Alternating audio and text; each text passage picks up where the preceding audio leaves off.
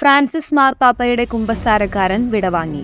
Francis മാർപ്പാപ്പയുടെ കുമ്പസാരക്കാരനും Spanish വൈദികനുമായ father manual Blanco വിടവാങ്ങി. 85 വയസ്സിലാണ് നിത്യസമ്മാനത്തിന് വിളിക്കപ്പെട്ടത്. Franciscan വൈദികനായ അദ്ദേഹം പൊന്തിഫിക്കൽ യൂണിവേഴ്സിറ്റി അന്റോണിയനത്തിലെ പ്രതിനിധി, പ്രവിശ്യാ മന്ത്രി, vice rector, dean, philosophy professor, Francis മാർപ്പാപ്പയുടെ കുമ്പസാരക്കാരൻ എന്നീ പല നിലകളിൽ ശ്രദ്ധ നേടിയിരുന്നു.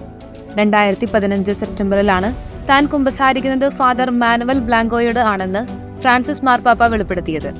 ഓരോ 15 ദിവസം കൂടുന്തോറും കുമ്പസാരിക്കാറുണ്ടെന്നും അനുരഞ്ജന കൂദാശ ഫ്രാൻസിസ്കൻ വൈദികനായ ഫാദർ ബ്ലാങ്കോയോടാണെന്നും അന്ന് റേഡിയോ റെനസൻഗയ്ക്ക് നൽകിയ അഭിമുഖത്തിൽ പാപ്പ പറഞ്ഞിരുന്നു.